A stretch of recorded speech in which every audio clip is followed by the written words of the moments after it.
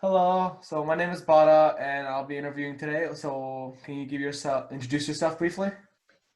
My name is Undarya. I'm originally from Mongolia, now based in Kuala Lumpur. Hmm. And I work as a regional gender equality advisor for International Rescue Committee. Okay. I see. So you live in Malaysia now, right? Currently, yes. Yeah. So just give us something a little bit about the country. Well, Malaysia is, how shall I describe it? I think Asia in general is one of the most interesting and most diverse continents. And Malaysia represents Asia very well. Like three main uh, population groups here are Malay, who are Muslim, and Chinese, who have their own religion, which is a form of Buddhism, but also mixed with traditional Chinese religions. And then the third main group are the Indians, many of whom are Tamil, and they tend to be Hindu. So there is quite a lot of racial, ethnic, cultural variety. And one of the things that Malaysia is really famous for is the wonderful food. Like that Hmm. everybody, knows about Malaysia. Malaysia has a great and very diverse, cuisine. I see. Okay. Thanks a lot. So it's a very diverse country that really represents Asia very well, basically. I think so. And Hmm. it is also very dynamic. Hmm. So does everyone else does most people in Malaysia speak English as well, or do they have a different? Well, we live in Kuala Lumpur, the capital city, and as you know, people tend to be more cosmopolitan in urban centers. We haven't yet traveled to other areas, but in Malaysia, most people, yes. So you can get by if you speak English pretty well. Okay, that's actually really good. So, how is life there in general? So it's a first world country, right? Uh, I'm not sure. I don't know if it is classified so. But I think, as everywhere in the world, there is a lot of socioeconomic inequality. So, I mean, what does first world really mean? I don't think US is necessarily a first world given the level of poverty, and in many areas of US, for example, very low quality of public services, uh, Yes. low quality of life. So, what is the meaning of first world really? Yeah. I think in Malaysia there is also quite a lot of inequality. I see people on the street, who are obviously not doing as well, and many people who are not very wealthy have to do several jobs to get by and to I feed see. their children, as again in many countries of the world. But overall, I think Malaysia has a fairly good educational system, fairly good health care system, very good infrastructure. Infrastructure is pretty good. Hmm. Um, and the sort of social and economic systems are well set up. I see. So, you've been to New Zealand and you've lived in New Zealand for a good bit, and you completed your PhD here, right? Yeah. So what was your most memorable time when you were in New Zealand? So we spent 4 years in New Zealand with my husband and my two boys, and my youngest was just 2 years and 3 months old, and my eldest was 9 years old when we moved there. I Hmm. think the best thing about New Zealand is overall it's a really, really wonderful country. Hmm. Really, in terms of um, its environment, in terms of the philosophy of its development. Again, if I compare to countries like US, I mean, much more socially oriented developments. Even though, of course, again, with neoliberal capitalism, there's a lot to, there's a lot of problematic issues there as well. And I Hmm. think we lived in Auckland, and Auckland was voted as the friendliest city in the world, and I Yeah. would absolutely agree with that. I was very lucky. I had a really wonderful community um, under the guidance and care of my primary supervisor, Oh yeah.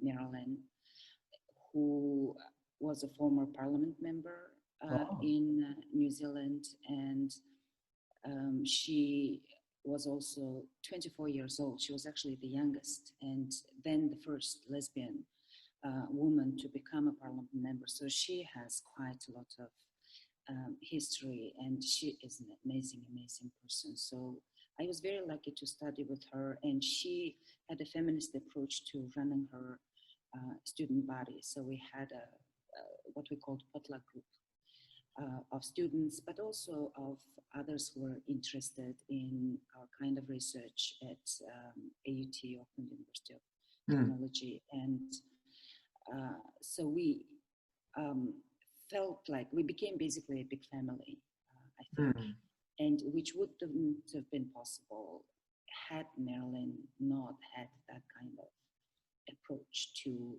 supervision, you know, and I think it is quite rare. So I was very lucky to meet many people who were very generous, very kind. So we were surrounded with that kind of community support, and we made really wonderful friends. So that is something that we miss very much about New Zealand. I think the second thing that for us was really valuable is that the boys, basically it is the boys' home, like, you know, their childhood, like beautiful, beautiful years of childhood were spent in New Zealand. Yeah. So New Zealand will always have a place in our hearts. Yeah, definitely agree. And I definitely do agree that when you're surrounded by such great and like caring people, it really does help you experience when you're living in a new place where you don't really know anything much. So having a good support group is really good. Yeah, we were absolutely lucky. I don't think everyone is that lucky. Definitely. Well, on the opposite side, what were the different challenges you faced? Like one of the big challenges you faced living in New Zealand? I would say that living like a poor migrant family that is racially other, right, was the hardest part. I mean, I studied abroad before, but then that was before I had a family. That was before I had children. And becoming all of a sudden a very low income family. Also in a sort of neo-colonial context, right? In a country that defines itself as binational, where there is no room really for Asians, right? Where you have the nation is built on the treaty between the Pakeha, the descendants of the original white settlers, and then the Maori, you know. So I think New Zealand has I don't know how New Zealand is ever going to resolve and become a truly inclusive multinational society. So because the foundation is such, right? So, I mean, we could feel, I think, again, I lived in US before. I think the level of racism in New Zealand is much lower, but then again, we know what happened after we left, right, with the shooting in the mosque. Yeah, So in the it's Christchurch. and I think I did feel, and my husband also did feel quite a bit of anti-Asian sentiment. So it's there, you know. No country in the world is paradise. I think also really worrying about paying rent and not living in your own house, you know, and having to scrape money, especially in the first years, even to buy basics like bread. That I don't miss. I absolutely don't miss. However, I don't regret either, because I think for anyone in life, it is very good experience to go through hardships. Not that we haven't known as Mongolians. I mean, maybe your generation doesn't know, but your parents would know the crisis during transition. You know, that's from the late 80s through the 90s. So, I mean, we've known, but for our kids, maybe wouldn't have known, right? Mm, What it means not to have a lot of money or even enough money to mm. to make ends meet. So I think all in all, it was very good life lesson, Yeah, especially for our kids. yeah, I definitely do agree. The hardships, like it does really help someone, like help a person really grow as a individual, and you really like learn about more things as you struggle. Um, well, so you've had your beautiful support group and your good support group, and but you've also faced a lot of challenges. What is the biggest accomplishment in your life so far, right now? I have absolutely no doubt that my children are my biggest accomplishment.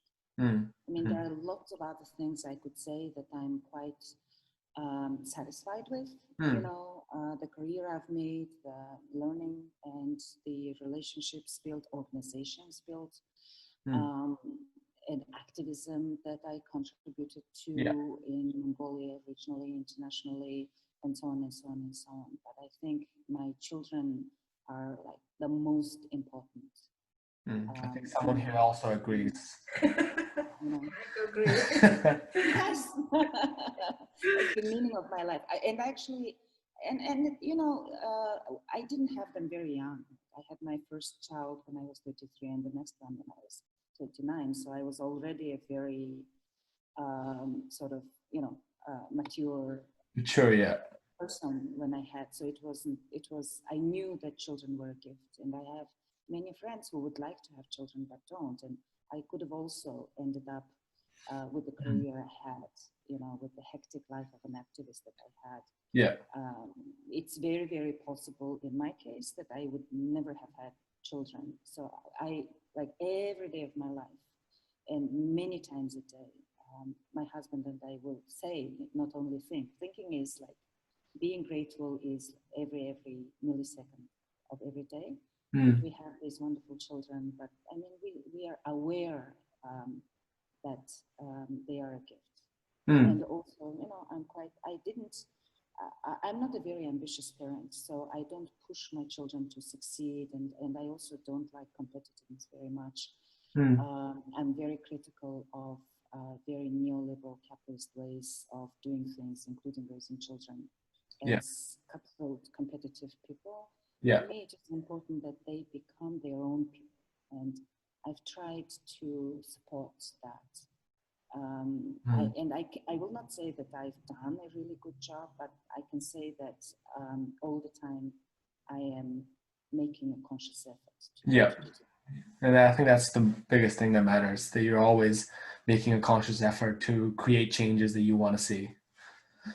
Um, so I mean, children actually, I don't think children need to be molded so much. I think they are already born with greatness hmm, in their own way, yeah, uniqueness, right? yeah, So I think it's just not trying to shape it the way I would like to see somehow, whatever idea might be in my head. So I would say it is not so much changing them, but just creating an environment as much as is within my power yeah, for them to just explore and develop who they mhm, yeah, are meant to. I see. Um, so from what we've talked about so far, I can tell you've been in a lot of different countries. You've seen a lot of perspectives in life, and you've been in many countries. What is the biggest difference you can see between Asian and Western cultures?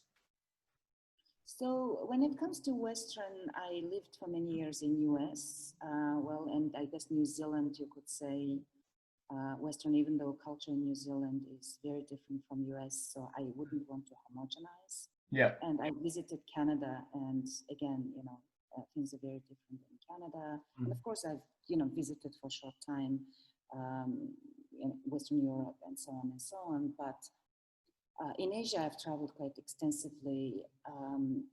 I, I feel differently in Asia. I'm really happy to be back on this continent. Yeah. There is something, even though Mongolia was actually, in a way, was more recently integrated into quote unquote Asia Pacific, not so much Pacific, but Yeah. Asia, and especially Southeast Asia.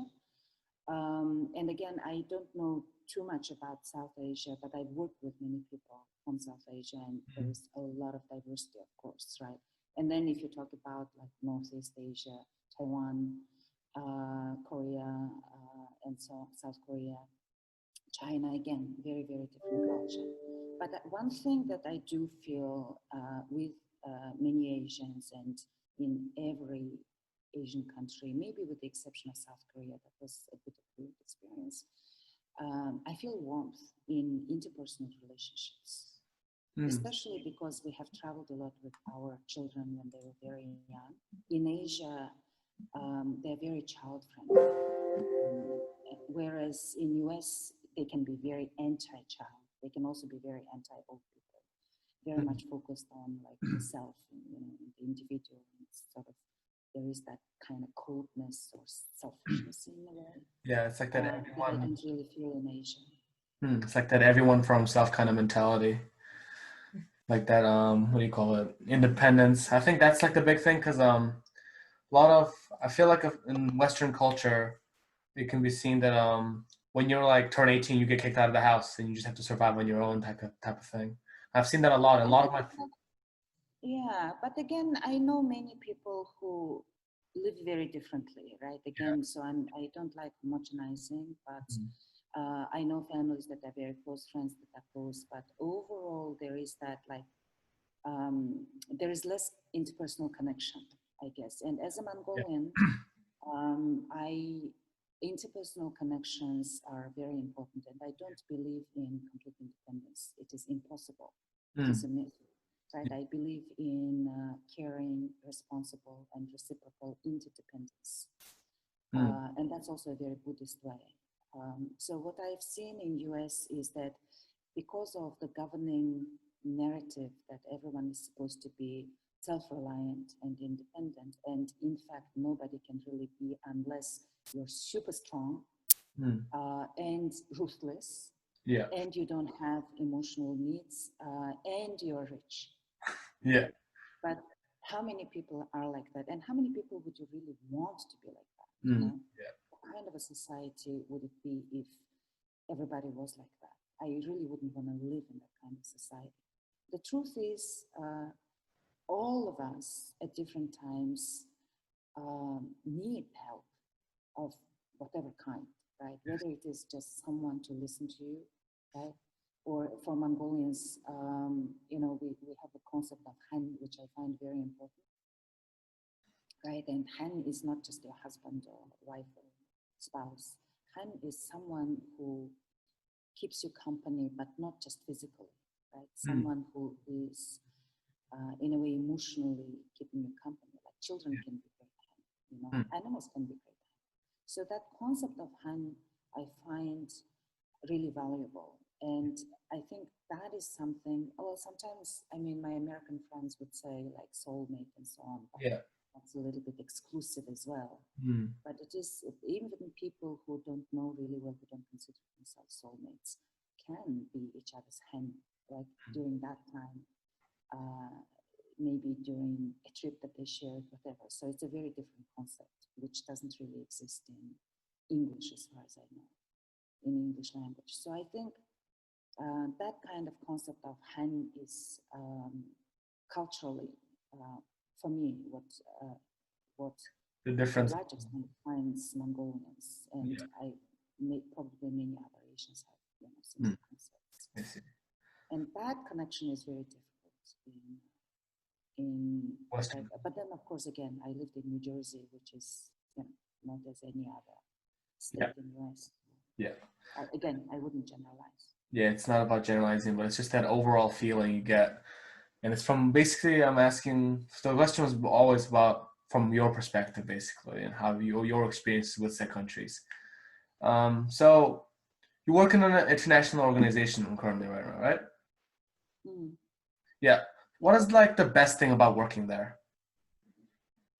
Well, I think since I've been exposed to the IRC, I have been learning a lot. Like again, if I speak about my role, gender equality advisor, I love it because my job is to support 6 countries in Asia, 6 very different countries in Yeah. Asia. I support gender equality efforts in IRC in Afghanistan, Pakistan, Bangladesh, Malaysia, Thailand, and Myanmar. I'm quite familiar with Thailand and Malaysia, but I had not visited the other countries before. So for me, this is an amazing opportunity to learn more in depth about different countries, their histories, their contexts, their cultures, and meet many new people and expand my horizons and Mm. work with them and learn with them, you know. So that is like, I don't know, for me, the best imaginable job Mm. ever. Yeah. But I've always liked to travel, and I've always traveled extensively. And the 4 years that I lived in New Zealand were actually very, very sedentary for me. Yeah. It even felt a little bit weird. I didn't travel much when I was in New Zealand. But then my life before was traveling sometimes once or twice a month, you know, so Yeah. very frequent traveling. And I actually had to make a conscious effort to cut down on my travels to be with the kids. So here now, I'm based in Malaysia. I don't travel as often, and yet I get to travel Mm. to these different countries. And even if I'm not traveling, of course, now, you know, through internet, and this year we can't travel because of COVID, Yeah. I get to work with many different people. And I really, really enjoy that. Mm. Um, I'm getting a lot. I feel like I'm just gonna take a shot in the dark here, but I feel like you're a person who's very who values like relationships and as you said, interpersonal relationships with people, and you really get a lot of satisfaction from like meeting new people and seeing new perspectives and just in life in general. And I think I do agree your job is perfect for someone who values that kind of stuff. Yeah, part of it is that I get to support people's development, right? Yeah. So, what is gender equality work? It is really about nurturing people to open their minds, to Mm. think uh, about things that they're so used to thinking, even think that it is the truth and the only truth, Yeah. to learn to take a distance from what they think is true or normal, right? Yeah. Or right? Take a step, create a distance, that sort of that distance is that space that you need for independent critical thinking, Mm. right? And to look at it with fresh eyes, Mm. and then, you know, process that and make their own decisions, and to do their own what I call soul labor, Mm. to reorient themselves, you know, about what they think is important in life, about what they think power is, because gender equality is really about power, Yeah. distribution of power, uh, how we use power, and lots of norms surrounding power. And it is about, and for many people, patriarchal system, which is a gendered unjust system, Yeah. is invisible. They think it is very normal, right? Yeah. So it takes quite a lot of creative thinking as well as critical thinking to shift, to shake up a little bit, you know, very, very established ways of thinking and Mm. seeing the world, Yeah. and then supporting them very gently and nurture a process of self-reflection as well as collective reflection, collective analysis, and collective learning. So that process is invaluable.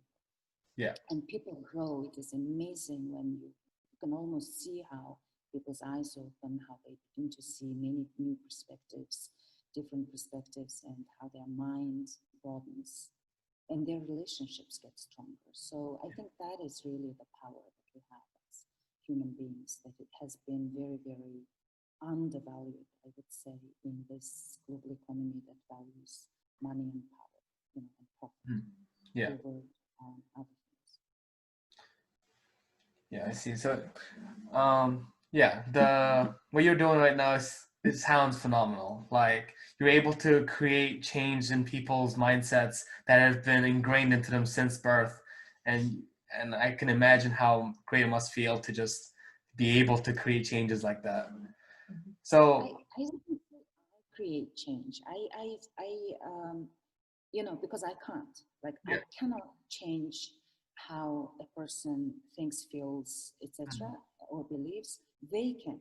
The only person who can is, you know, like if I want to change, I am the only person who can change me, mm, right? But I guess my job is to support yeah, people, support them. to Yeah. facilitate, right? But the work they do, I don't do it for them. Yeah. So I'm a last year high school student. That's my last year of high school, and I'm thinking about my life choices, and all these big things are happening, and people live very different paths in this world. Like some of my friends are already dropped out of school, already working. Some of them are gonna do university, and I'm part of those people who can do university.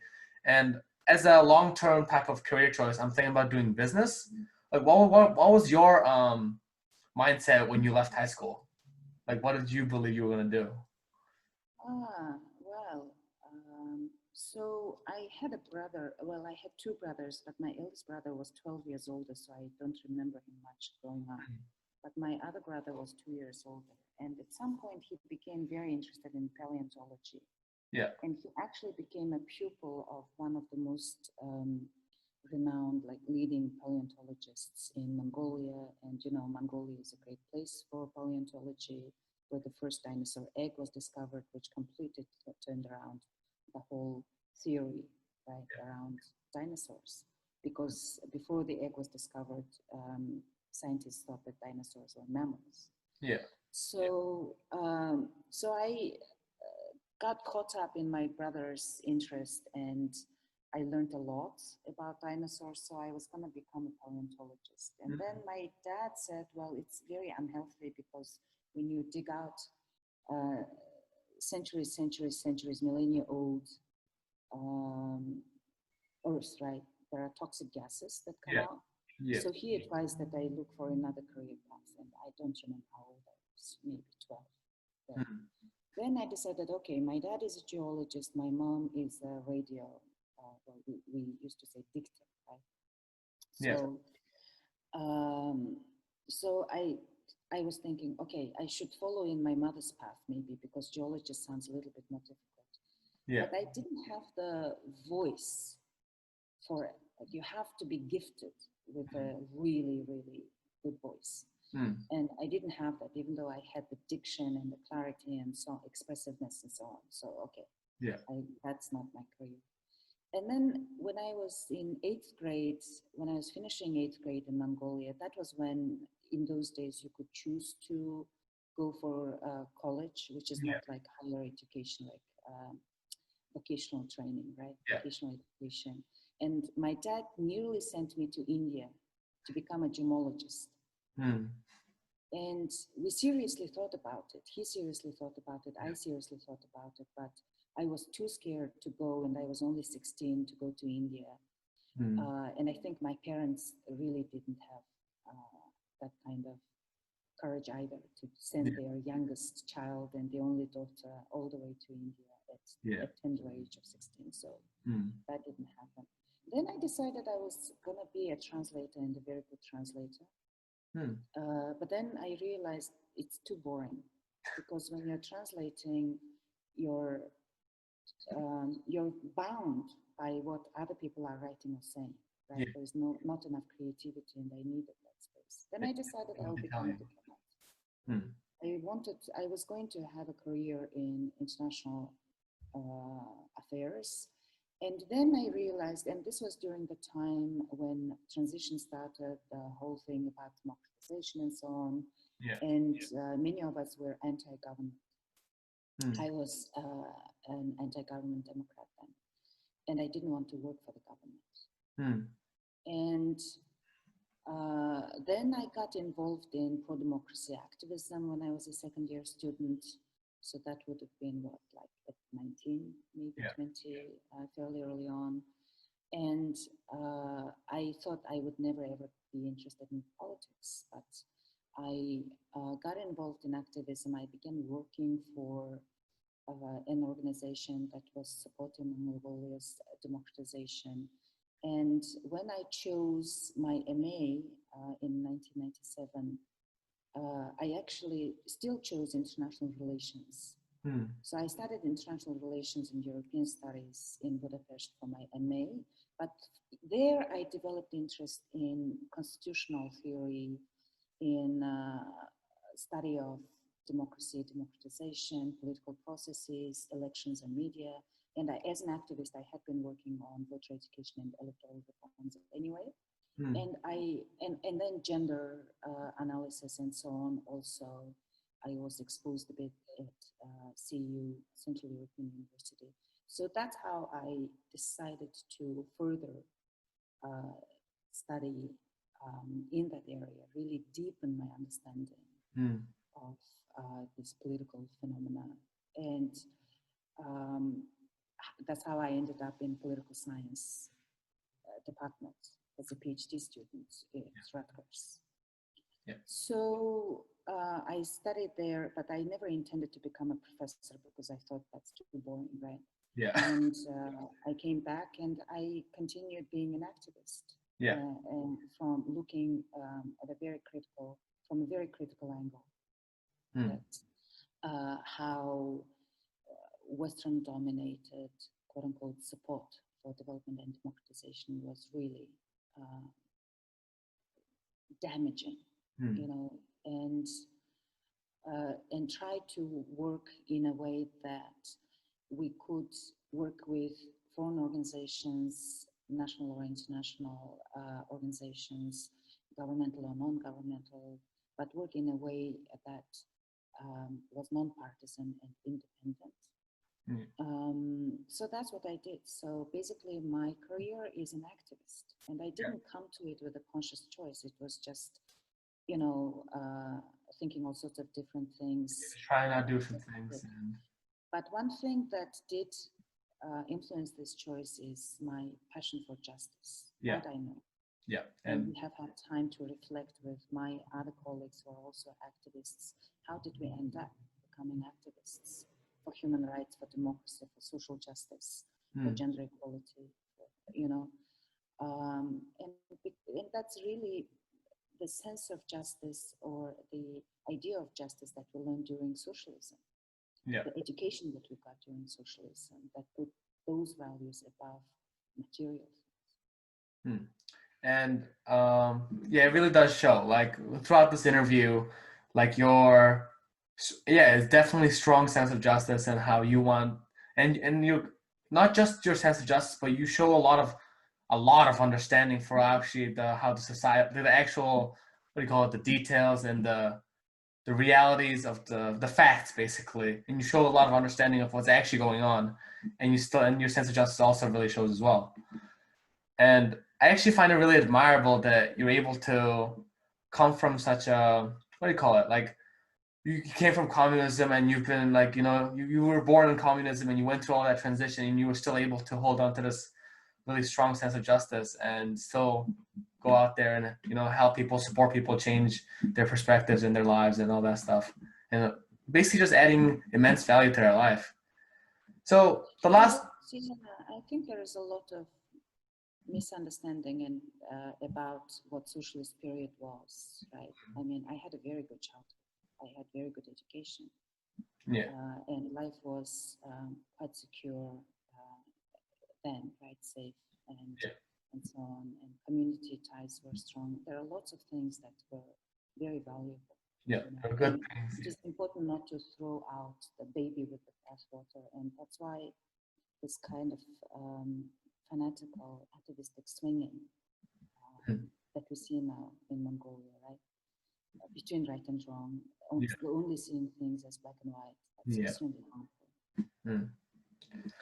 So, as a last question for this interview, for young people like us, like let's say the young people in Mongolia, the youth of Mongolia, and if they want to study abroad in countries like New Zealand or America, what would be like a good advice you would give to them? Like just one advice.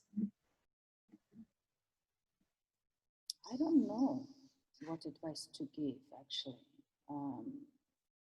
I don't know. I think making friends, maybe, right? Of course, I mean, people, if they come all the way to New Zealand, then I assume they would be working hard and studying hard, Mm. right? I fear many students would have to work Yeah. while studying, and that must be very, very challenging. Mm. I don't really envy that. I was very fortunate that I had scholarships when I studied, when I was younger. I didn't have to work and study. But I think all of that people will do.